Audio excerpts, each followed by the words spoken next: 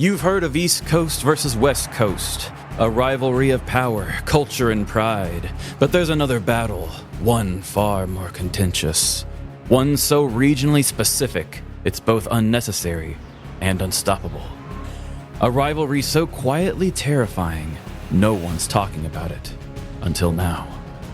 In the red corner, from the land of corn, casseroles, and crushed dreams, the petty power duo who once turned arson into art. Trevin and Amanda from Live Laugh Larceny. And in the green corner, dripping wet from moral superiority and actual rainfall, the soggy scholars of the strange, Shay and Jody from Rainy Day Rabbit Holes. This isn't just a regional rivalry. This is a geographically inconvenient grudge match. Well, hot diggity damn. Oh my God. I need to take a nap after that, sorry. I feel insulted and honored all at the same time. Oh Impressive. my gosh. Shay Thank and you. Jody, so glad we're finally doing this. Amanda and Trevin. Oh my God. This has been almost a year in the making. True. Oh, yeah. I don't know how many times I've kept kicking this down the road on accident, but, I don't know how many emergencies 1 year can have, but we keep finding more, so I don't know. It's just a big old shit show no matter where you look. Yeah, I'm glad we could find time in between the emergencies to finally collaborate. Right? Yeah. Yes. I'm sick of emergencies. They need to stop. Bring back boring years again. Thank you. We'll take them. So this is not just an episode of ours. This is going to be on our feed, but it's also going to be on Shay and Jody's feed. I think we'll probably still episode number this for ourselves, but it's kind of a thing that's going to work for both. So we're sort of mishmashing in different ways. So you'll get some familiarity from us, but we're also going to be taking a little bit of a turn with the Rainy Day Rabbit Holes crew. So because of that, and because, sometimes we all forget who we are sometimes. So why don't we all just reintroduce ourselves a little bit so the people on their feed can know who we are and the people of our feed can know who they are. Amanda, how about you tell people a little bit about who we is? Yeah, so who we is. Amanda and Trevin from Live Laugh Larceny podcast. We are a true petty crime show. We like to say we're a petty variety show. We play games, talk about our dreadful dilemmas going on that week, and then we each cover a petty crime story at the end of the episode, and we add overly dramatic, cheesy, corny sound effects. They sound like a miniature movie almost. Yes, it's our little bit of expression in tiny movies made of sound. Yeah. So we have a lot of fun. And because we're doing this, I know that Shay and Jody, their show was a little more based around PNW things. And so when we were coming together on a collaborative idea, I thought, well, you guys used to be and kind of mainly are based in a region, and we kind of talk a lot about Midwestern problems, but I wouldn't say that we're the voice of the Midwest, but I think for today we can be. So absolutely, we have decided to start this turf war between the PNW, and Shay and Jody have become the voice and representatives of such. Amanda and I are being the Midwest because I believe East Coast, West Coast is just not even the thing anymore. I think it should come down to the real powerhouses that carry this nation that we probably don't even want to. Yeah, do we Do we even want want to to go carry there? the nation at this point? Yeah. Is there a nation? What is there? Did it? But Shay and Jody, do you guys take it away and introduce yourselves to our listeners? I'm Shay. I'm Jody. We're the hosts of Rainy Day Rabbit Holes History Unhinged. We added that little History Unhinged so you knew what you were getting there. We love history. We love our region. We're in the Pacific Northwest. Specifically, we're in Western Washington in an area called the Puget Sound. And every episode we tumble down weird little rabbit holes of bizarre history and local lore and basically like general chaos of the area. We love those stories that make you laugh, make you think, make you go WTF. We have a special love for the late 1800s because things were happening. It's pretty unhinged. That's a time I don't feel like I know much about, but I'm sure there's so much interesting stuff in it. We just find ourselves back there all the time. I think those dear listeners of Live, Laugh, Larceny, would feel right at home with us. We don't have the mad audio production skills of Trevin and Amanda, but we certainly think that we are hilarious, and that goes a long way. Hey, that's good. I mean, we like confidence. And I mean, I kind of am the guy who seems to lean towards a lot of history stuff when we do things. And a lot of fun facts do have to do with the time before. So we love history too. And personality gets you far in this world, okay? Certainly does. Fox News wouldn't exist if it wasn't for personality. Oh boy, you are so right. Yeah, so true. And as a listener of Live, Laugh, Larceny, I think our listeners would really, really enjoy listening to your program as well. So this is a great collaboration.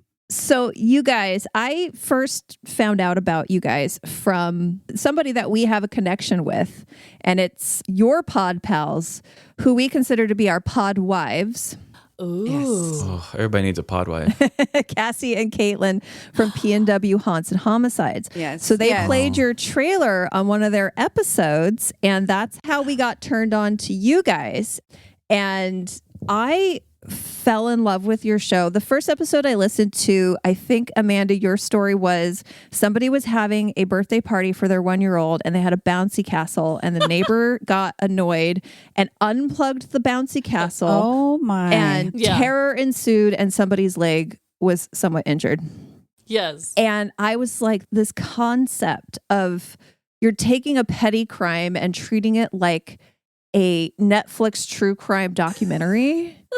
Oh, yeah. It's ridiculous and it's fantastic. And I love true crime, but I lost my taste for it in COVID because just things were already bad enough. Yeah. I couldn't listen to the gore and that, but I feel like your show gives me what I need, the drama, right? Oh, yeah, exactly. That's a big compliment for me. The drama without the darkness. Yes, drama without the darkness. We need to add that into another tagline. Drama without darkness, says Shay from Rainy Day Rabbit Holes. Yeah, she wants credit. yeah. Shut up. Oh, I love that so much. We focus a lot on the Pacific Northwest. That's where we started. That's where we live. We love this region. But the Wild West for us is so tantalizing and so tempting.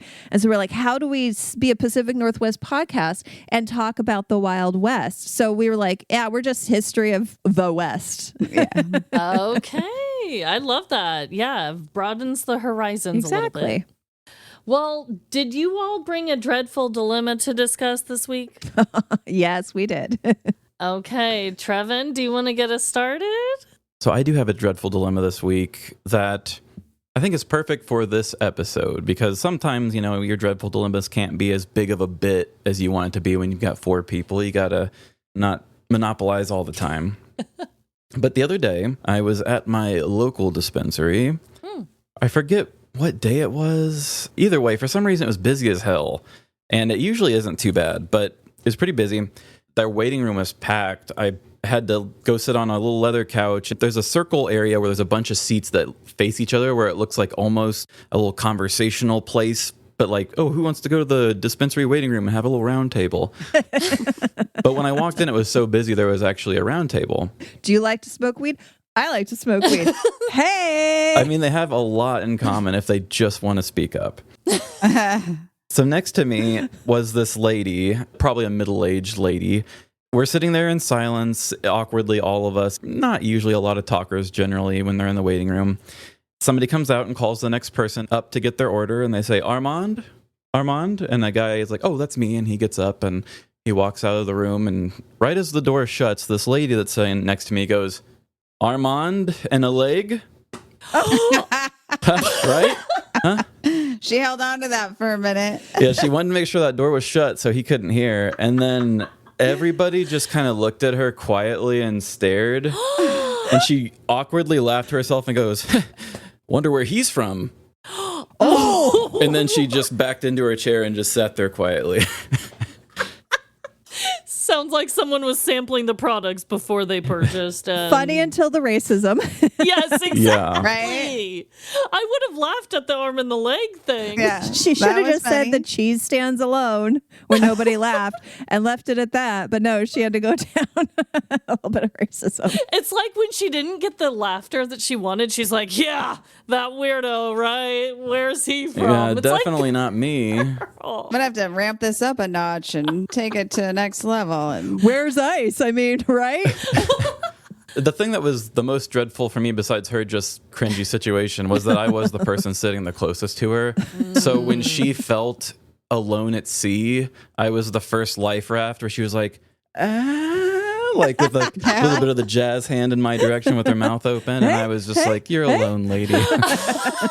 Yeah, the cheese is standing that alone one's all there. yours. You're gonna take that one on your My own. empathetic heart was like, I feel so bad for this lady's cringy situation. But at the same time, justice was being served. And then your rational side came through and said, no.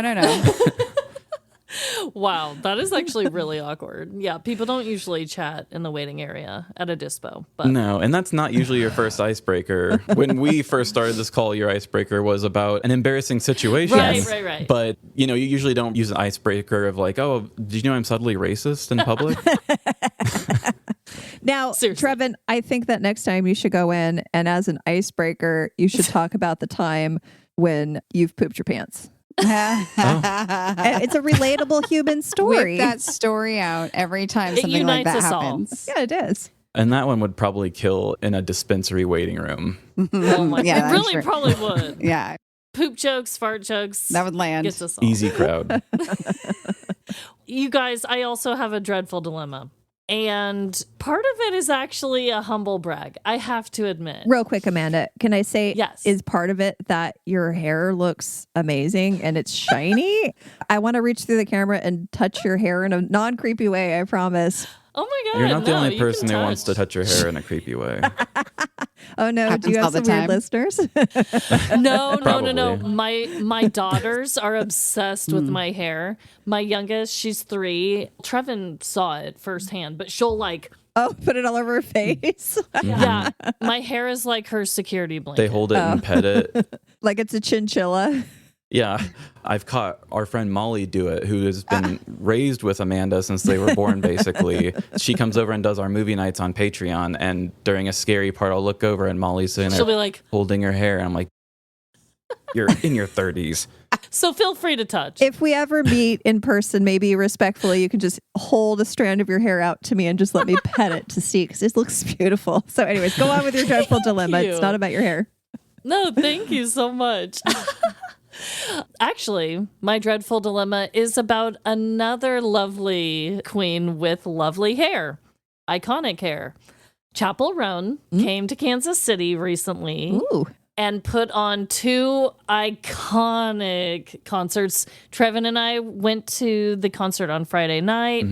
It was amazing. The crowd was filled with lots of creative, loving, fun fans. I didn't see anything but goodness and kindness between the crowd. The crowd reminded me a lot of when I went to Pride Fest over the summer. It was just so open and fun and accepting, and Yeah. everybody was doing different fun little things on their own and free to do so. It was nice. Yeah, the way it was set up, it was kind of like the Renaissance Festival, like a whole town, but like Chapel's version, you know? Ooh. It was just an amazing experience. The concert was everything. We somehow ran into every friend that we knew was going, even though the crowd was massive. It was just a great time. Fast forward, she had a show Saturday, and then Sunday, I was going to meet my best friend's new boyfriend. We were going to brunch. It's a cute brunch place that I've eaten at a couple times. The name of it is Homesteader, which I'm really sad, you guys. It's shutting down. They just no. announced it. Even after the story you're about to tell, Even after girls, this. they might change their mind, listeners. Right? Make sure So they we hear. go into Homesteader. We're waiting by the, what is it called? The little Host desk. Yes, Yeah. the hostess stand. So we're checking in, and we notice that there's this big, long table just full of people. And we're like, who would take up like half this place with people, right? At the head of the table sat Chapel Roan. No. I made eye contact No. with her. My husband was staring really awkwardly at her. Like, we were both like, is that her? Is that her? Her security guard was mean mugging us hard. Like, stay in your seat. Don't get Yes. close. Long story short, we ate at the same brunch place as Chapel Roan, and the dreadful part was that I just wanted to tell her how much I love her, how much I love her music, how much she means to me as a bisexual Midwestern woman, you know? Midwestern princess. Right. Right. And so there were all these things I wanted to say, but then she had this security guard there, and he had already turned down another douchey bro that was trying to get a picture. But we did walk right by her table. As she left, I don't know if you guys are familiar with her music or not. Oh, yeah. Yeah. As she was leaving, I was thinking of her song, The Subway. I was like, she got away. But it was cool to see her. And I was supposed to be at that brunch. Did you at least walk by and do this as you went by? I've done that before to somebody I didn't want to bug, but I was like, just so you know, on my way out the door. I almost was like, should we send her a bottle of champagne and be like, we love you? But then she was with her grandma. She was with a little kid who was playing Minecraft on their phone, not giving a crap that she was famous. Yeah, just my dumb aunt. You should have just been like, wow, I can't believe I'm just the inventor of Minecraft here trying to get brunch. Boy, I sure would love to sign something for a kid if they knew what I made. But it was so cool. She's just one of us, really. Yeah. Her show was so good. One thing about the set design that just I love the most, so it started with like purple lightning and the font that said Chapel Roan that came up. The font was so... Did you ever watch Jim Henson's Dark Crystals? I love that movie so much. Oh, That's so my the childhood font right there. Was exactly that with like purple Damn. lightning, and it had the Jim Henson kind of like dark fairy tale, sort of gothic fairy tale look. Ooh. And then her whole backup band, the way they were dressed was very similar to like David Bowie when he did Labyrinth, Yeah. which is My also Jim other Henson. childhood movie. that Yes. So the defines vibes me. of it was perfect. Because when Amanda said fairy tale, I was like, I don't know. But then when I saw it was like Jim Henson, I was like, oh, okay. Oh, yeah. It's like a dark, gothic fairy tale full of rocking women, basically. That's amazing. That's almost as good as the time that I ate Thai food at a table next to Weird Al Yankovic in LA that one time. No way. Damn. I just saw him this year in concert. Big Was it fan. good? I almost went, but I couldn't get anybody to go with me. And I was like, I really wanted to see Weird Al. I love Weird Al. He's amazing. Yeah, it was still good. He still had all the big set pieces and still does all the costume changes that he did like years and years before. I don't know how he does it, but He's incredible.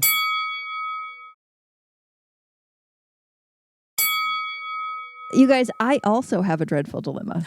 Do tell. Okay, so you've met my little dog, Ruff. Yes. And as So you know, cute. you have to take dogs for walks. So there's this little local park that I go to up in my neighborhood. And it's not a dog park. It's just a regular park. It's just like a looping sidewalk through these fields. And you get to see the same people. And my problem is I'm a very outgoing person and I can be very friendly. And so, you know, you get that thing where your dog meets their dog and they're doing their thing and you kind of start chit chatting with the person. And occasionally one of you will be like, oh, we should get our dogs together for a play date, fully knowing that you're never going to, right? Right. it's not like that with kids too. Sometimes. Yeah, for sure. Oh, yeah, let's do it. If I can get it out of the kennel sometime, sure.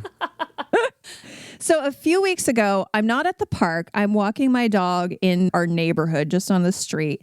And this lady and I think her daughter are walking with like this little pug chihuahua mix. My dog meets that dog. They're like, woo, we love it. And she says, we should do a play date. I live right there. And I was like, I don't want to give this lady my number right here. Why don't you go to my website? Okay. RainyDayRabbitHoles.com, and you can email me through my website, and then I'll Wow. just email you back and we'll set this up, fully expecting she was never going to do this, right? Oh my gosh. Dang, okay. You don't know how enticing you are and how intriguing you are. I was hoping that the whole like go to my website to email me thing would Yeah, have would like, be a turn off. No. nope. No, she was more interested, probably. Well, she is a lesbian, so maybe it's I- just Oh, yeah. I was about to say, I bet she's hitting on you. That's so funny. I should should have just said that first. Now it looks like I said that afterwards. So by the time I got home, though, there was an email from her with her phone number saying, you should text me instead of emailing me. And I was like, oh God, no, I'm never going to do that. Here I am just like thinking like, okay, I rarely run into the same person twice when I'm walking my dog. But I go back to that local park one night and I'm walking and I see two people in front of me and I look at the dog and I look at the back of their heads and I was like, oh no, it's this lady Joanna. But they're like 40 feet in front of me and they're walking the same direction I am. So I'm like, if I just stay this distance from them, we can get around the loop and they'll never know that I was behind them. But they stop and they sit down on a bench that I cannot not walk by. And she's like, oh, hi. And I'm like, oh, hi. Sorry, I never emailed you back. So busy. That is so cringy. When I saw them sit down, I was like, should I turn around and walk away? Or would that be really obvious? So now she's been to the website. Do you think she's now a listener and she's going to hear this episode? That's what I'm wondering. Yeah, like, what are you Shout doing? out, Joanna. You got to understand how to handle your fame, girl. I am so sorry, Joanna. I just really am so fucking busy. I make plans to do these things with people all the fucking time and never do it. No, that's a good point. No, yeah. It's not just you, Joanna, I promise. There's like 5 people I've done this to. I've never had that happen. So I can see how that would be like, surely we're not really doing this, are we? Like, I have a busy schedule. We do this with the podcast. I get these big, exciting ideas and I never follow through with them because I realize I need 24 more hours in my day to do it. And it's that with friends. Yeah. It was like, my friend bucket is full and I can't do anymore. I don't have time for it. So that is it. Right. It wasn't her specifically. It was just the situation. No, And then not knowing how to handle it. Yes, that was me being a terrible person, honestly. That is on me. No. Unpracticed in this moment, in this situation. Yeah, give yourself some grace. Yeah. It's okay. Yeah, so I'm really sorry I never got back to you, Joanna, and that I was weird when we met in the park. And thank you for becoming a listener and hearing us. Yes, thank you. And also listen to Live, Laugh, Larceny. They might actually call you back. Give us both 5-star reviews. Yeah, and while you're at it, do you want to sign up for the Patreon? Yeah, start messaging me through Patreon next. Emails are too busy. Oh my Okay, God. anyways. Jody, do you have a dreadful dilemma? I do have a dilemma. Mine is a combination of aging and not knowing what I want to do with the rest of my life. Where do I want to live is my problem. Okay. Not America.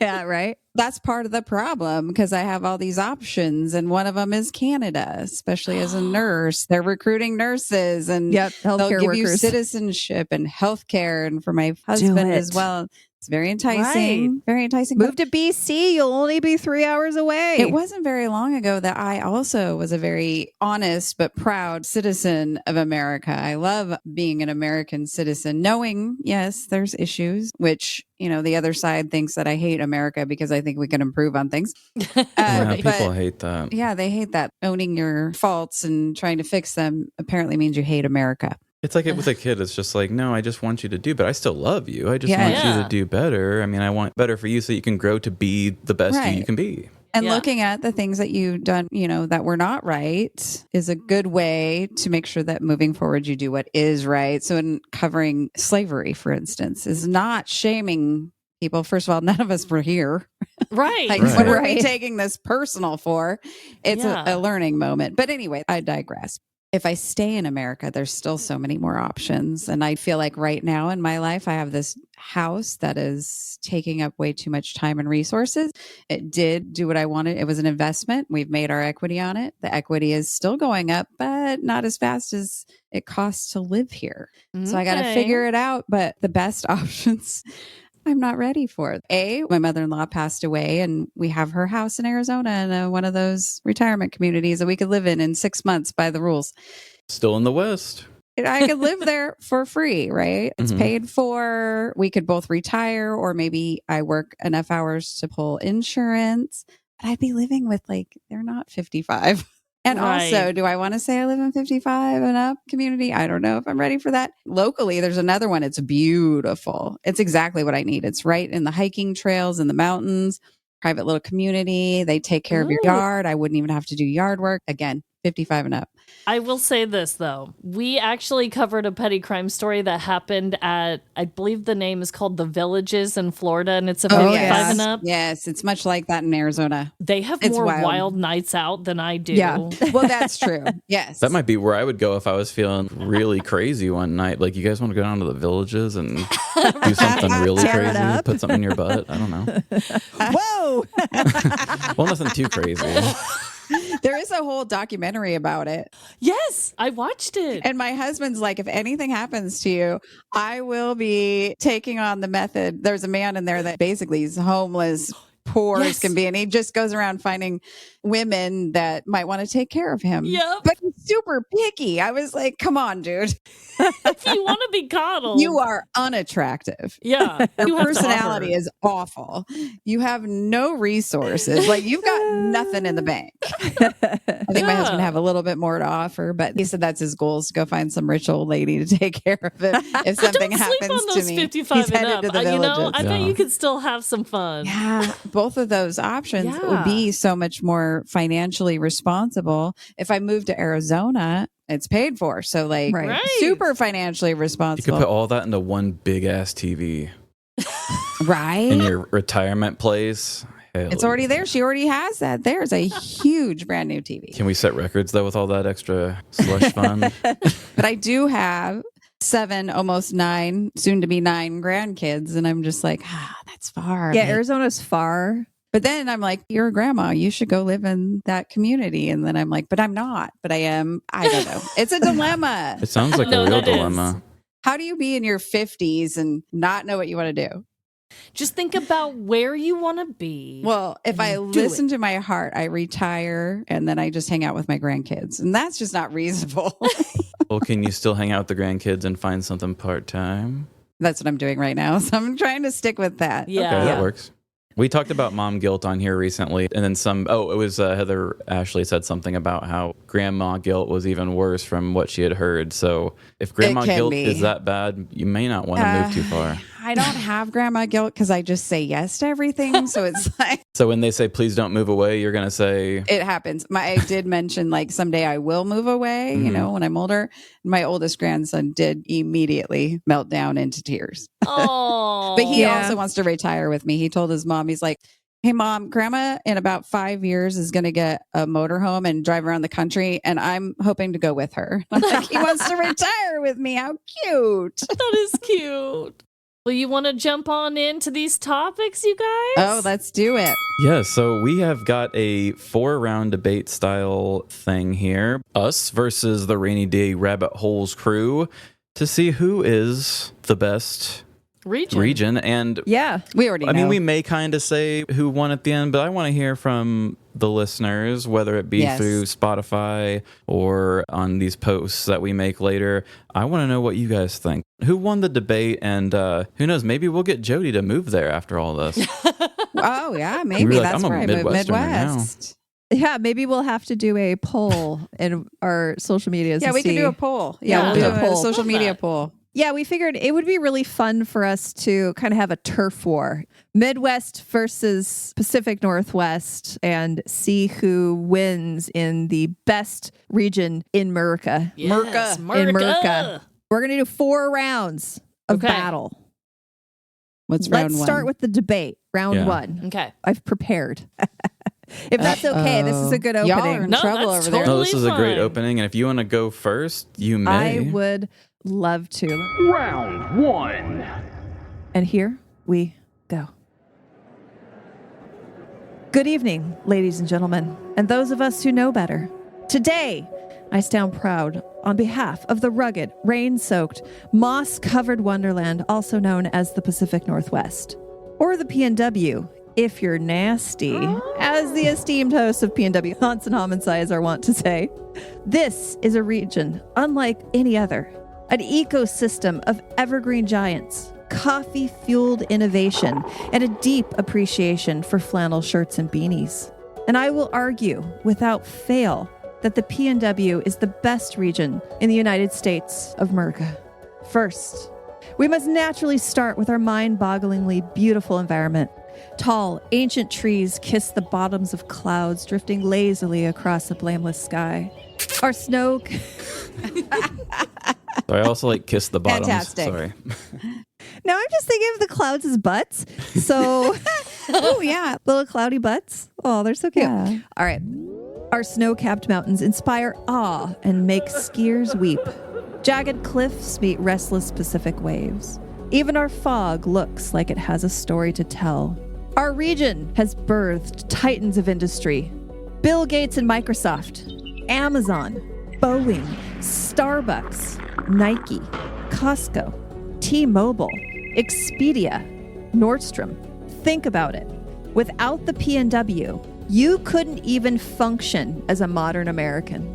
You wouldn't be able to order platform Nikes from Amazon on your PC before heading off to the airport with the bag you just bought at Nordstrom Rack, to hop on an Alaska Airlines flight on a Boeing 747 you booked through Expedia.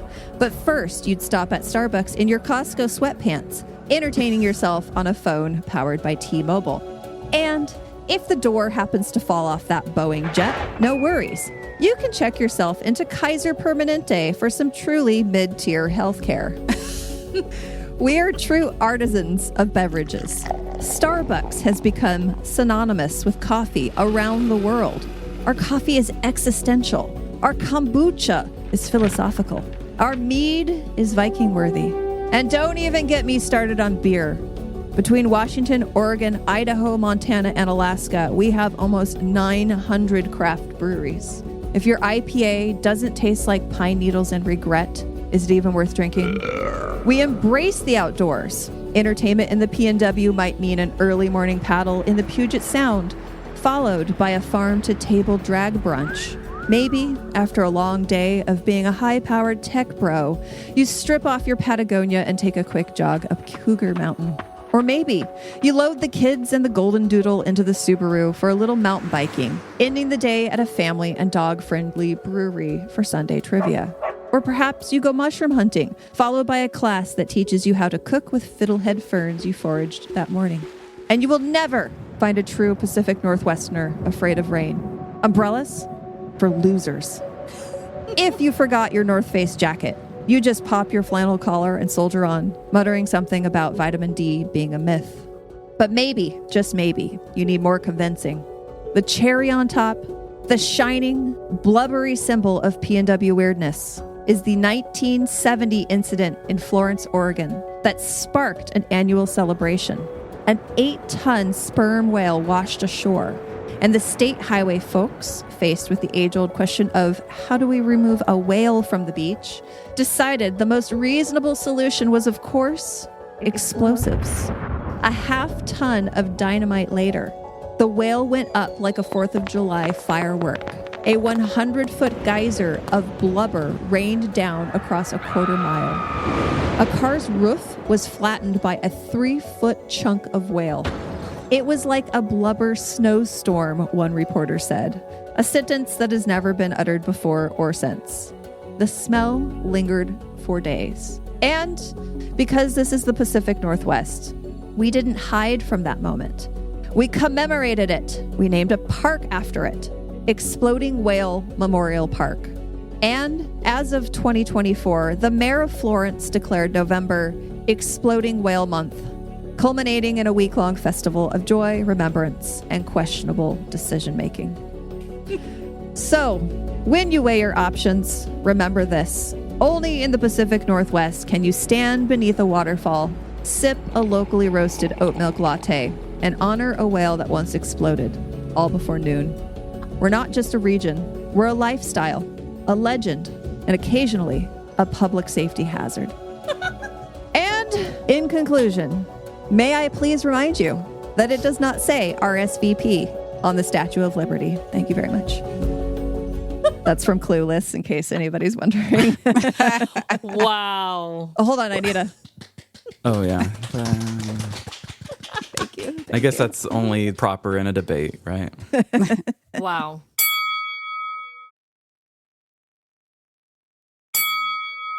Okay, 2 questions I have. Yes. One, are you aware of the John Oliver thing with that baseball team changing their name to the Exploding Whales? No. The Eugene, Oregon Emeralds tripled their merchandise sales to nearly $1 million in a single season by occasionally playing as the Exploding Whales. Occasionally playing. They just change their names for random games. Yeah, it's like the minor leagues, so they kind of just have fun and sometimes change their looks for a while. Sell that merch. I love that. So you can buy jerseys and stuff of the Exploding Whales. Might be good for you too. I love that they occasionally do it. Amazing. That might be the only sports ball team now I follow. Right. And then what exactly is the Puget Sound? I think you've said it twice now, and it's not a sound, I don't think, because you keep talking about walking through it. So it's an inland body of water. So it's basically the largest inland sea around. Around. That's a large inland sea. It connects to the Pacific Ocean, but the Puget Sound itself is this body of water that is surrounded on most sides by land. I mean, it's ocean water that comes in, but it's actually not part of the ocean. So we call the whole region around it the Puget Sound because that's what the name of this body of water is I think called. people picture that when they come to Seattle, they'll see the ocean, but it's actually a couple hours away driving from Seattle. The water you see is in the Sound. Yeah. Okay. Oh. You have a Good to know. peninsula between you and the ocean. Is it known for its sound in any way, or is there nothing audible related at all? Nothing Not audible related. audible. It's just the body of water is called a sound. Yeah. Interesting. Okay. It's also connected to the Salish Sea, which runs up into Canada, also a large inland body of water. And that's where in the last, what would you say, Jody, 20 years, 30 years, I think 30. occurrences of human feet washing up on shore? That's the Salish Sea human foot discoveries, which we've covered. Oh my. Yes, I've heard of that. So we got the feet. We got the Got the feet. feet. There's got also the... orcas in there and other wildlife. It's a spectacular place to go visit. Yeah, it's beautiful. Okay. Salish Sea is breathtaking. It's always been on my list to visit really anywhere in the PNW. I've never gone, but yeah, like the Seattle area and has always been on my list. Well, you better not show up here without letting us know. Yep. We For will sure. be your tour The guides. best experience. Yep. I'll keep that in mind. I was hoping CrimeCon was going to do it next year, but we got Vegas instead, which some people are excited about. I'm kind of a little bit. I've never been there either, so we'll see. Are you going to debate for the Midwest Honor? I'm ready to debate for the Midwest Honor. Before I go, I do want to say I can tell that your debate style is very PNW of you, I just have to say. And I think that mine's a little more Midwestern. Is there some bless your heart in there? There's a debate within the debate. Like the debate style. Yeah. Could be a debate. I'm going from the Midwestern titans of industry that I've been raised around. Cutthroat men who knew how to put in a little bit of work. So here is my less lengthy. Oh, sorry. No, I got totally into it. fine. There was no rules here. So here is my opening argument. Okay. Ladies and listeners, esteemed opponents from the lush and misty Pacific Northwest, where trees grow tall and hopes grow taller, I represent the Midwest, a region where both tend to cap at about 6 feet. We in the Midwest have something the Pacific Northwest will never have. Endless, treeless land. Miles and miles of it, open and flat, just like God intended. Land so pure and empty, it's earned more voting rights than the people who maintain it. Also, how God intended. Oh, God. Now, some might call that a flaw in the system, but I call it democracy at its most efficient. My home state of Missouri alone has overturned 2 voter-approved measures just this past year, and I, for one, sleep easier, knowing our state is in the hands of powerful men who can gently steer us away from the things we think we want. And sure, we may get less paid leave than almost anywhere else in the country, but honestly, it feels like it's more for the best. If I had more time off, I might start thinking, or worse, feeling. At least I can take pride in working harder than everyone else, with absolutely nothing to show for it. In fact, that's what we do best, showing our pride. So much pride that according to a study by floatingsheep.org, the Midwest has the highest concentration of towns where bars outnumber grocery stores. How much pride do you have with all those trees, mountains, oceans, and fancy coffees? If you ask me, PNW stands for pride, not willy. That's why I've never tried one of your artisanal lattes. That, and I can't afford it. Speaking of financial woes, unlike the Pacific Northwest, our region is mostly red. Red like blood. Red like negative bank accounts. And red like the stop signs we treat as mere suggestions. But if you really want to understand what makes the Midwest the beating heart of America's chaos, let me tell you a story. A story that captures our region's commitment to doing our best with what little sense we have. Now, my opponents might argue that the Midwest is nothing but a stretch of flat land and repressed dreams. But I'd remind them we're also the birthplace of ambition. Confused ambition, but ambition nonetheless. In the late 1920s, Michigan's own Henry Ford, the man who brought cars to the masses and optimism to factory floors, decided to build an entire Midwestern town in the Amazon rainforest. He called it Fordlandia, because when destroying habitats is a sport, jungles look like big game hunting. According to the text from daminteresting.com, Ford purchased 25,000 square kilometers of Brazilian rainforest and immediately bulldozed it to install the essentials of any small Midwestern paradise: a golf course, a diner, and a strict ban on alcohol. This was before us Midwesterners started putting more alcohol than grocery stores. He wanted to grow his own rubber trees to fuel his tire empire. But instead of hiring botanists, he relied on company engineers, men who knew nothing about plants, but had a lot of confidence. They planted 200 trees per acre, because when you're from the Midwest, too much isn't a warning, it's a challenge. And what happened next was beautiful. The trees got a fungal disease, the oil washed away, and the workers rioted, chasing American managers into the jungle with machetes. Ford lost the equivalent of $200 million and never made a single usable tire. But to us, that's not failure. That's perseverance. Because that's the Midwestern way. To look at a complete disaster and say, well, at least we tried. Henry Ford didn't fail. He expanded the Midwest. He created the first American suburb where it absolutely did not belong. And that's something to be proud of. It's the same instinct to drive us to turn wide open prairies into Applebee's parking lots. We see empty space and think, you know what this needs? A combination Taco Bell KFC. Tell me, Pacific Northwest, why haven't you turned your landmarks into fast casual dining experiences? Cowards. Because in the Midwest, we are so proud of our pride that we'll bake casseroles, smile politely, and slowly weaken you with kindness until we've absorbed your culture entirely. We don't need mountains or oceans. We have ambition, delusion, and affordable real estate. And that, my friends, is why the Midwest isn't just a region, it's a mindset of pride and conquering, which is exactly why, in this particular arena, the Midwest is the best.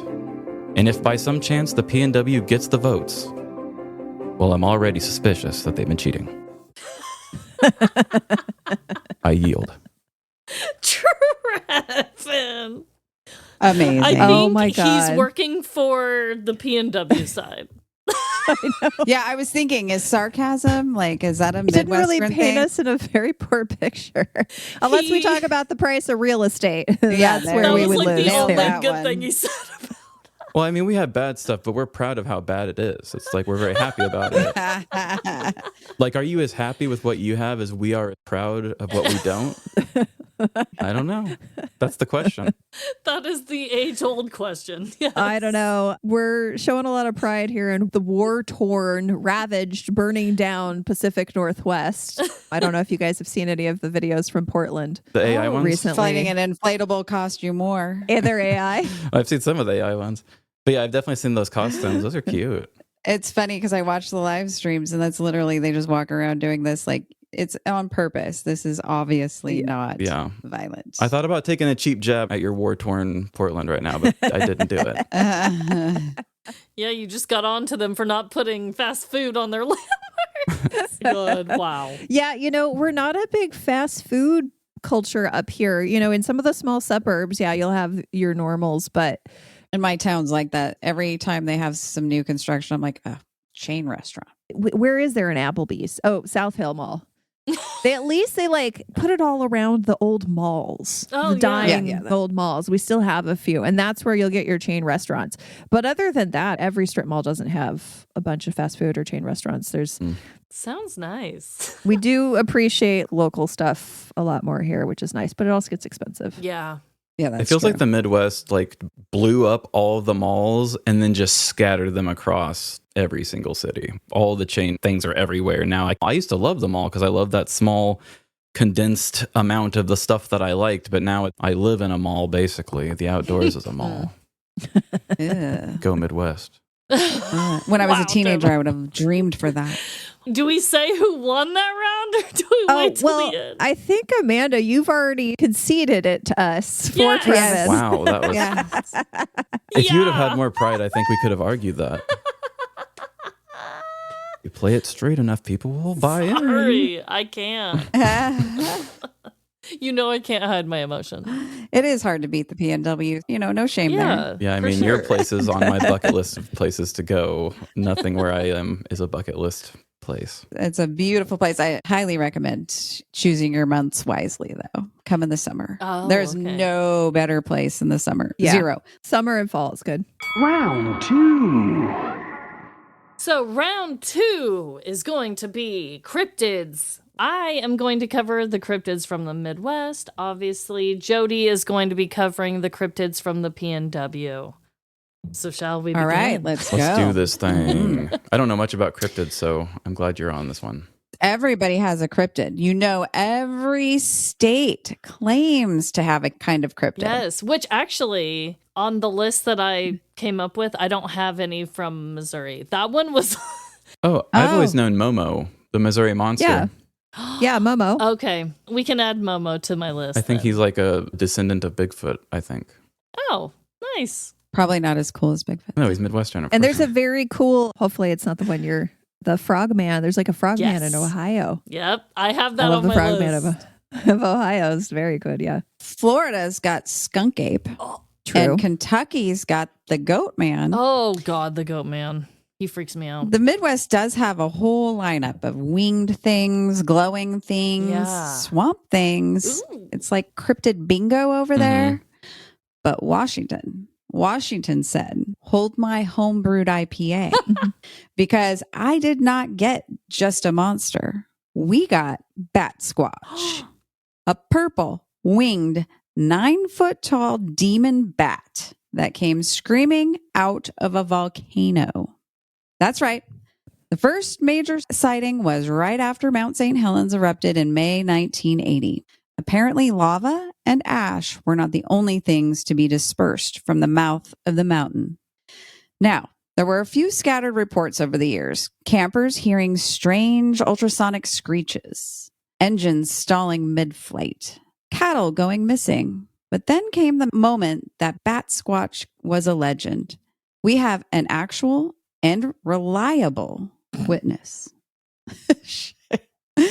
In 1994, in rural Pierce County, 14 years after the eruption and some vague reports, a young man named Brian Canfield is driving home near Buckley, Washington, which is, let's be honest, already a little spooky at night. It's farms and darkness. His truck suddenly dies, lights out, radio off, total silence.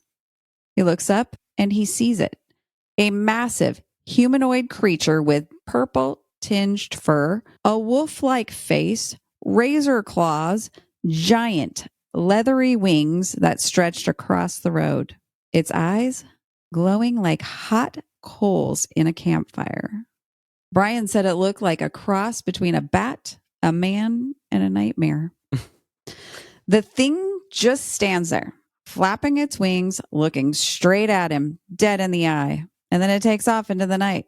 Right after it's gone, Brian's truck magically restarts. Canfield told his story to reporters, to local papers, to anyone who'd listen. He never once changed his story, never backtracked. This is a true sign of reliability. He wasn't drunk and he wasn't seeking fame. He was just a guy who saw a flying Bigfoot with a bad attitude. While today there are several cannabis shops in Buckley, Washington, in 1994, those were only a dream. So this is proof that he was also not high. Since then, there have been reports from Mount Rainier, Mount Adams, and the Columbia River Gorge. Hikers swear they've heard sudden sounds of flight and seen wings the size of sailboats cutting through fog. Pilots have seen dark shapes darting through volcanic clouds. And locals, we just say, yeah, that sounds about right. And then do you have a sticker or a mug so we can promote this cryptid? Because Washington doesn't just do weird. We franchise it. Bat Squash has appeared in comic books, video games, and even has his own Rogue Ales IPA, a hazy beer with a giant bat monster on the can. And the tagline literally says, dedicated to the legend. Imagine cracking open a cold one named after your local demon. That is Pacific Northwest pride. And while the Midwest brags about its Mothman, let's be real, Mothman warned people about the bridge collapsing. Bat Squash caused volcanic interference and still had time to pose for an IPA label. You want proof Washington's weirdness is next level? We passed a county ordinance protecting Bigfoot, just in case, because we believe in equality and even for our undiscovered species. We here at Rainy Day Rabbit Holes have drafted a bill and are lobbying our government to include bat squash in the existing ordinance. We want to protect bat squash at all costs. So yeah, the Midwest can keep their cornstalk cryptids. Washington birthed a radioactive bat ape from the heart of a volcano and then created a beer to honor it. So in my closing argument, bat squash wasn't summoned by Satan, but by hops heaven. This is bolstered by the fact that Washington state grows over 75% of the nation's hops. So it just makes sense. And he was welcomed by the locals who find what is already known boring and anything weird welcome. Bum, bum, bum. Damn. Got him. Bat squash. That's a fun one.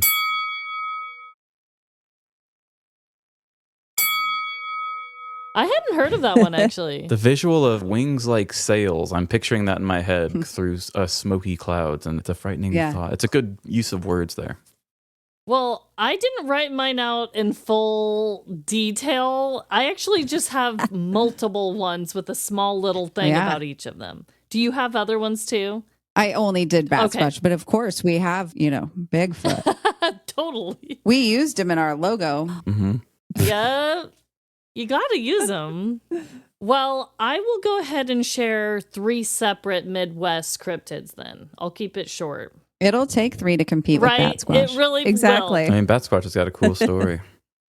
So while you were talking, I did add Momo to the list because that is our Missouri cryptid, right? Thank you. So we'll start with that. So Momo, short for the Missouri Monster, is a Bigfoot-like cryptid legend that originated in Louisiana, Missouri in the early 1970s. The creature is described as a large, hairy, foul-smelling ape-like being with a pumpkin-shaped head and red eyes. While sightings have become rare since its initial monster flap in 1972, the legend remains popular, appearing in local culture, media, and even a past Six Flags ride. Did you know that, Trevin? I don't think I did. Missouri Six Flags? I guess. I'll figure this out. Also, I wanted to give this little guy a shout out because this is probably the cutest Midwest cryptid I've ever seen. I don't know if you guys have heard of this one, but this one's called Hodag from Rhinelander, Wisconsin. Has anyone heard of that? I think No, I'm looking him up right now. Hodag, Hodag. Ode. Oh, he actually looks fun. Hodag is a fabled fearsome critter, described as a bulky bullhorn creature with spines down his back. The Hodag is tied to late 19th century Rhinelander lore and is now a local mascot and tourist symbol. It's very cute, though. You should look at the pics. But he is very cute. I can't tell if he's mean or sweet. It's like a Land Before Time dinosaur. Yeah. Okay, and then the final one. This is a bizarre one. And we talked about this, the Frogman, right? The Loveland Frogman originated in Loveland, Ohio, is a weird humanoid frog or lizard figure reportedly seen standing on hind legs, roughly human-sized, along roads near Loveland. The legend includes police officer sightings and local urban legends. The frogman might weird me out the most. He weirds me out, but also something just so cool about him.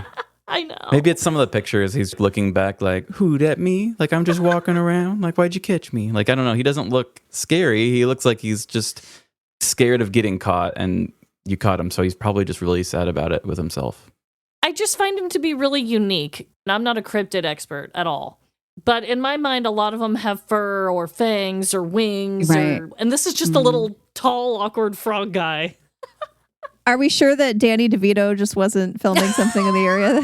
Sorry, Danny DeVito. Have you watched Always Something in Philadelphia? What's that It's show? Always Sunny in It's Philadelphia. Always Always Sunny. sunny. You will have seen Danny DeVito naked, and I could see him being mistaken for a cryptid Oh on the my side of the road. Sorry. I'm looking at these pictures and I'm like, yeah, maybe. Oh my god. Poor Danny DeVito. Sorry. I love him to death, but yeah. Yeah, there's the episode where he's inside of a couch for a long time, and he comes out all sweaty and covered in like Yeah, that's the baby one. oil, and he's naked. Yeah, So gross. such a great show. Yeah, I didn't realize we were doing the fully written out thing for each one. I thought it was just the first one was the debate. So Oh no. that's Damn, okay. I did That's not no prepare for that. problem. I mean, we're Midwestern debaters. Yeah. We'll just call it strategy. A little more laid back. We're intense over here. Yeah, we treat everything like it's a school project. Yeah. Or a competition. That too. I love it. Well, I loved hearing about yours, and I hope you enjoyed our little smorgasbord of different ones. Actually, you guys have ones you kind of want to embrace. Yeah. Like Bat Squatch is kind of scary, Yeah. right? Frogman himself, I was just looking at the pictures. I'm like, okay, we could hang yeah, out. he's a shy guy. Yeah, I'm not going to see him and get scared. I'm going to be like, you want to go get coffee, a beer?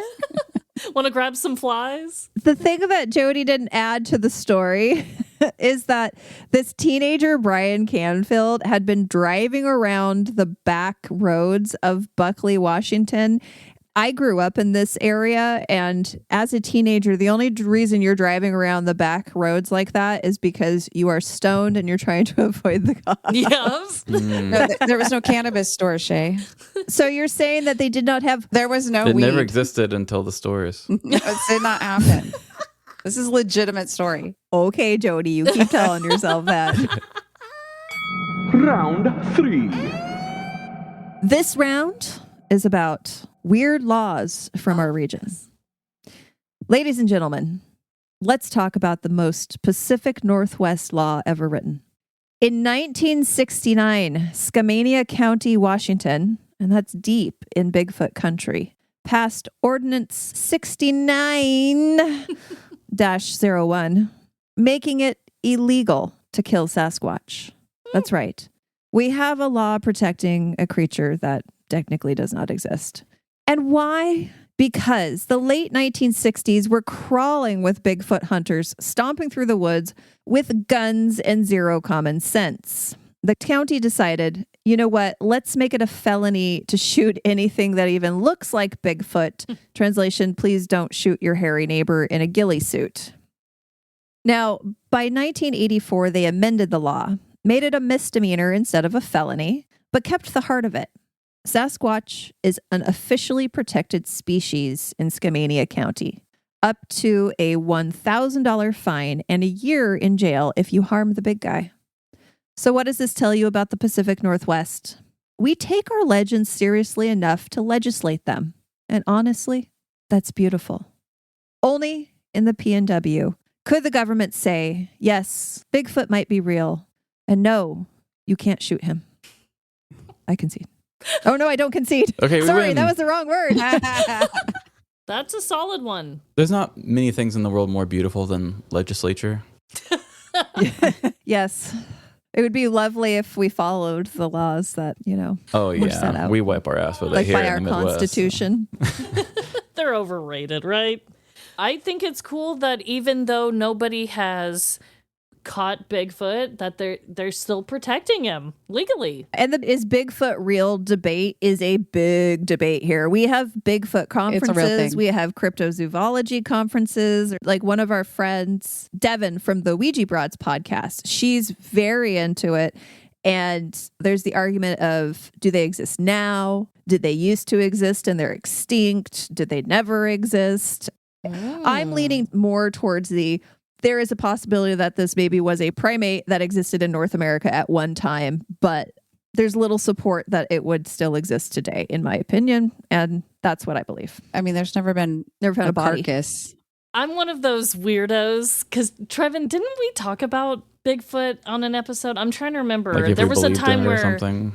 Yeah. I'm a big Bigfoot believer.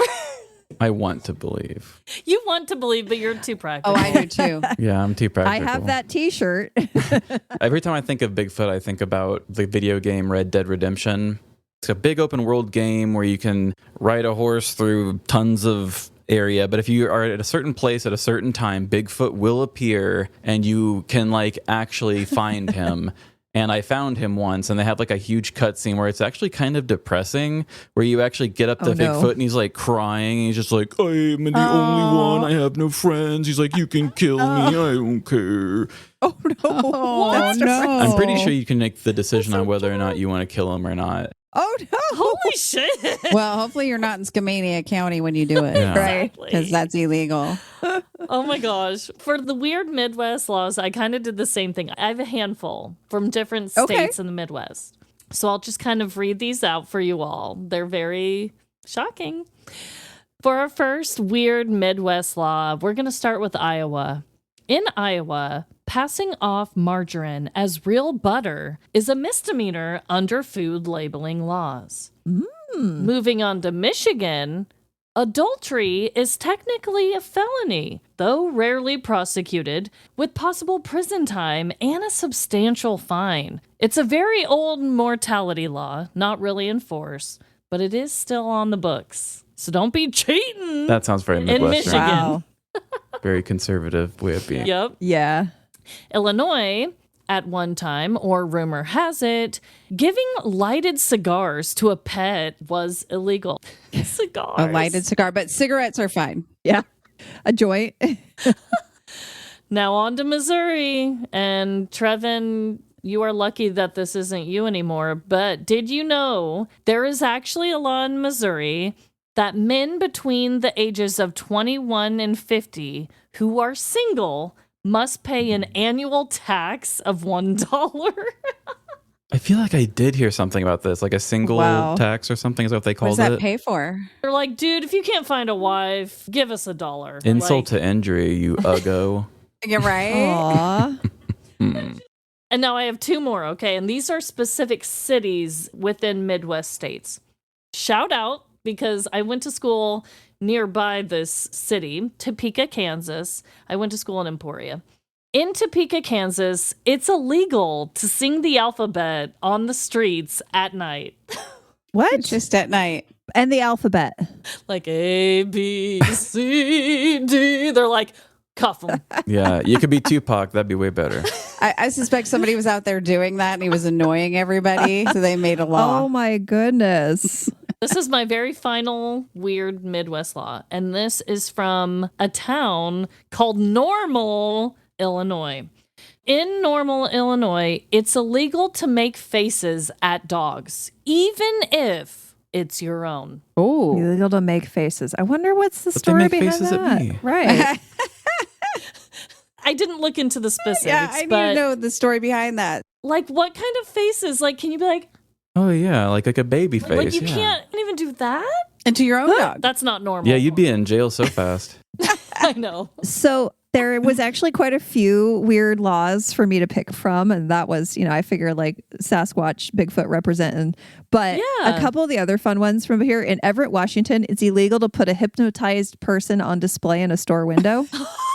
Didn't know that was an option. Someone is triggered Right? by that. Municipal Code 9 blah blah blah states that anyone under the influence of hypnotism cannot be displayed in a public space Damn. outside of the area where the entertainment exhibition is performed. So like if there's a hypnotism thing on stage, you can't then take that person and put them outside of wherever it's happening. But could you do it like down the block at a corner to advertise for it? It can't not be displayed outside of the public space. And then also there's one law that I could not actually find, but it's all over the internet, is that it's illegal to ride an ugly horse in Wilbur, Washington. Aww. That was, Pretty horses only. And then one that makes sense is it's illegal to hug your driver in Oregon. What? Yes. And then it is illegal to be in the vehicle operator's embrace or lap during vehicle operation. I have some ideas about how that got started. Right. Embrace. And also, it is illegal to drive with your child on the hood of your car. Oh, what about the trunk? Trunk's okay? Put him on the back. Better safe than sorry, and you didn't say it, I guess. I am really glad you told me that because I would have tried it. Right? It sounds like a few of your laws are like, don't touch me. Like, don't hug me. Yeah, right. That's what I was Respect thinking. boundaries. Yeah. We're more like, don't make faces at the dogs. That's Don't be so impolite. annoying by singing ABCs at night. You can hug there. You can embrace in the car. What other things can you do in the car? Round 4, final round. So for the fourth and final round of this turf war, we have absurd headlines. We're each just bringing one from our region. It will be Jody versus I. That's Midwestern speak there. I can go first. And I have a crime story from Minnesota. Shout out to all my Midwestern Minnesota people. I don't know, this could have been maybe told from our story, but this felt very Midwestern because I was raised by people who are just do-it-yourselfers who just make things work. Usually it's because we're cheap or we don't want to bother other people, something of that nature, but we usually find ways of making things work, and sometimes it gets us in trouble. But from 2021, I've got a CTV News article. Minnesota woman sets field swamp on fire in maple syrup mishap. What? Oh, That's Lordy, all in one Lordy, headline. Lord. A woman in Minnesota accidentally set a field and a swamp on fire while making maple syrup. According to the Stearns County Sheriff's Office, officers were called to a residence in Albany, Minnesota, about 150 kilometers northwest of Minneapolis, following reports of a grass fire that had gotten out of control.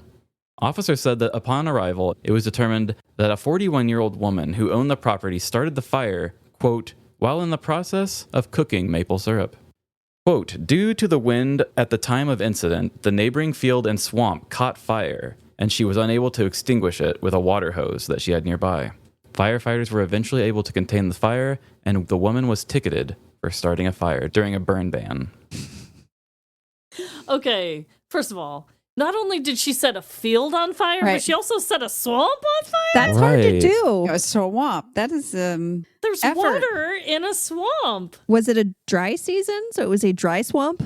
Maybe. It said during a burn ban, so it That's probably okay. was during a dry season. she got a ticket. I wonder how much that was. The smell of burnt maple syrup probably Oh, yeah. smells kind of good, right? But then you're competing with the smell of burnt swamp material. Yeah. That's true. Which I can't imagine smells good. It's like probably the same smell as if you were burning like poop. I was thinking Tacoma. Stop besmirching Tacoma's good name. It does not smell anymore. Tacoma aroma. My question is, I don't understand. Do you make maple syrup outside? Is that normal? Because it didn't say anything about a house catching on fire. It was just... What do you do to make maple syrup? Because you're getting the maple from the tree and then you're putting it with hot water and sugar and boiling that. So maybe she had a cauldron with a Yeah. fire underneath. She's a cauldron. syrup witch. Or a pot, as you would say. A kettle, even. I love that you went to And I'm cauldron. obsessed. No, I was picturing like the whole. Black. Yeah. Yes. Halloween vibes Yes. still fresh on the brain. Okay, so that's me. What do you got, Jody? All right. Yes, Jody, let's hear it. From the Pacific Northwest. Breaking news, April 24. North Bend neighbors corral runaway zebras. One still missing. 4 zebras, yes, zebras, escaped onto Interstate 90 near North Bend, Washington. North Bend is a scenic city at the foothills of the Cascade Mountains, known for its outdoor recreation, small town charm, and proximity to Seattle. It's only about an hour on I-90. I-90 is our main highway over the Cascades, and it spans from Seattle to Boston. The result of this event? Complete and glorious chaos. Picture this. Morning commuters, coffee in hand, stuck in traffic. When a herd of striped horses goes galloping past their Subarus, or maybe in this area, your Ford trucks. Teslas. It's all Teslas. as far as the In eye North can Bend? see. Yeah. That's not my experience. Not very many Teslas. You all are classy. But don't worry, help will arrive. Rodeo cowboys showed up to lasso on the shoulder. State troopers were radioing dispatch like, you're not going to believe this, but we've got zebras. And somewhere, a WSDOT, or Washington State Department of Transportation, traffic operator typed into the digital highway sign, expect delays, zebras on the loose. It started Wow. when the door of a transport trailer popped open near exit 31. The zebras, and they must have been the sweetest little creatures because their names were Sugar, Zoe, Penelope, and Lulu. And they all bolted. They took off across lanes like they were late for a safari in the woods. 3 of them were caught pretty quickly thanks to some local ranchers and a rodeo team that just happened to be nearby. But Sugar wasn't having it. She said, nope. Freedom looks good on me. My stripes have never been so brilliant. And she bolted into the woods near the Snoqualmie foothills and vanished for days. Helicopters, drones, and a panicked trooper searched until someone spotted her stripes moving through the trees, much like a Bigfoot sighting. When they finally caught her, she was fine. So her name was changed to Fine Sugar. The footage went viral, of course, and TikToks, memes, news anchors trying to stay serious while all lanes were reopened after a zebra capture. Someone even photoshopped them into the Washington state flag, galloping majestically over Mount Rainier. And while the Midwest may brag about escaped cows or pigs, our escapees shut down the literal gateway to the Cascades. Their stories ended with animals recaptured by farmer. Ours ends with rodeo rescue on the interstate. It's chaos, it's cinematic, and it's perfectly Washington. Majestic, disorganized, beautifully inconvenient. And you can almost see in the zebra's eyes, this isn't the Serengeti, but it'll do. So yeah, the Midwest, your weird headlines might involve beer, thieves, or loose llamas, but ours shut down I-90 with a zebra stampede. So I declare we win. Damn. That is the closest thing I've heard to, like Jumanji when all the animals are just running amok. I like the way you said the Bigfoot sighting. It did kind of feel like a cryptid sort of thing, just looking out in the woods if you saw a zebra. Yeah, they'd be It like, reminds me of those like old movies or something where somebody sees something weird they're not supposed to see, and then they have like a alcohol bottle in their hand, and they're like, and they just kind of throw it. I'm done. yeah, I think I'm drunk. So I actually did a little story on this for our Patreon. This was last spring, and it was all anybody could talk about. And when you're driving down the freeway, you were like, might I see a zebra in the woods? Yeah, this zebra was loose for like 6 days, and she would show up on people's lawns to eat their grass, but then they would call in, and by the time anybody got there, she would have moved on. And the rodeo guy, he happened to be like in the area, and somebody was like, hey, Jim, or whatever his name was, get down here. They used somebody's garden hose and a piece of fence to corral those zebras to get them back into the trailer. Whoa. I've been training my whole life for this moment. Right. It's so exciting. They are now in a petting zoo in Montana. They were just on their way from Winthrop, Washington to Montana. And yeah, she stopped on the side of the road because there's like these pads in the back of the trailer. It had come loose and it was flopping. So she was trying to get that back in there. Those are big, heavy like mats. And the zebras busted out. There was a bunch of cars that were trying to make a barricade on the off-ramp. And so they just ran down the off-ramp and into the town. And yeah, it was fun times. Wow. I just want to know what was going through her head. Like at that moment, no, this is not happening. No, this is not happening. Crap. Yeah. Wow. Wow. I would feel a lot better seeing zebra stripes as opposed to like striped inmate escapee. Right. Oh my True, gosh. true. Yeah, definitely. What a cool sighting, though. Yeah, that is right. kind of cute. Well, those were great, fun headlines from the spot. From our spots, sorry. Our spots. From the spot, the place we all are. You're our all in my stripes. head. We know what I'm talking about. But yes, we will need the listeners to let us know. Help us. Weigh in. Help us decide. Weigh in. I mean, not so much who's the winner between us, but who gets it? Is PNW getting it, or is Midwest getting it? Yeah. This was a lot of fun. I enjoyed. This was so much great. fun. It's great to see you guys. I mean, I listen to you, so it's good to see Yeah, you. no, this has been great. Yeah, thank you so much. And thanks for having the willingness to be fun and creative with this kind of a format, because neither of us were comfortable with it. And I just said, hey, we'll fix it in post to make it work. So thanks for being good sports and having fun with it. Had I realized that we were writing them more out, I would have taken a lot more PNW jabs with all my other stuff. But Oh, man. The sneak attack is what we're good at. So that's how we got some points, right? yeah. You know what? There's still social media. We can continue this turf war Exactly. online. You could continue to tell us why we're not as good as you in social media, and we can respond that way as well. Yeah. I feel like we got outclassed, but I definitely feel like the pride might still do something for us in the end. I mean, PNW outclassing the Midwest, that's not a surprise. No, we're not known for It's our not hard class to here. do. We're at a grocery store in the city I was raised in. It was called High Class, and it was spelled HY-KLASS. Nice. So that's Midwest class. Classy with a K.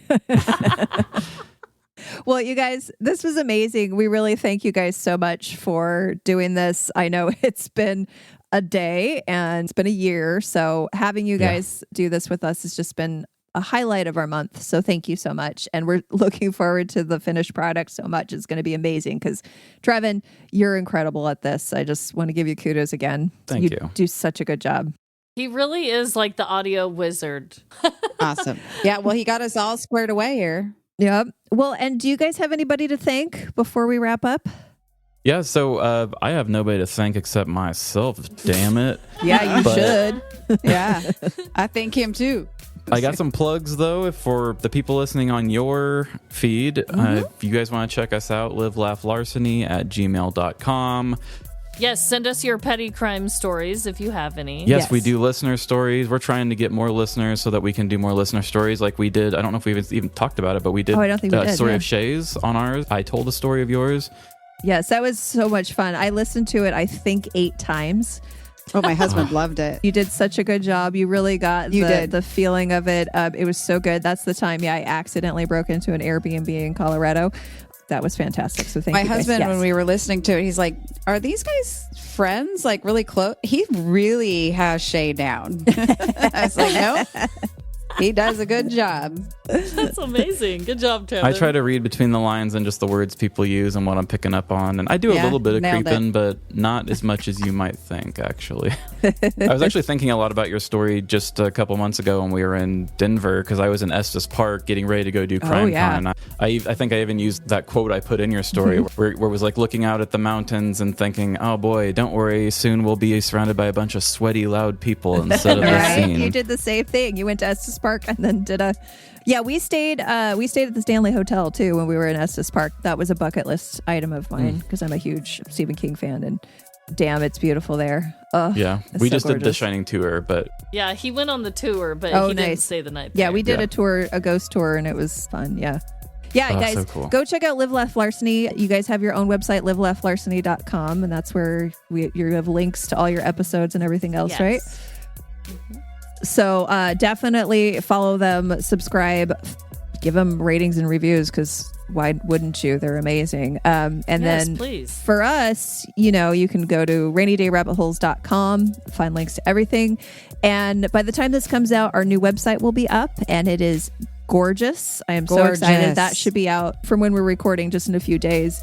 And if anybody wants to have their own website just like that, it is LethaDavis.com. We want to thank Letha Davis. She's our wizard of websites and our mistress of marketing. And she's making this website specifically for podcasters. So if any other fellow podcasters out there are looking for a website that is gorgeous and easy to populate with your information about every episode, it's crazy how cool this is. But yeah, that's good. you guys, thank you so much. And thank you to all of the Live Laugh Larceny listeners. This is so Yay, fun. Thank you both too. And I hope you have a good day. And I hope that we didn't traumatize anyone from visiting either of our regions. Right. Alrighty. Well, bye. See ya. See you down that rabbit hole.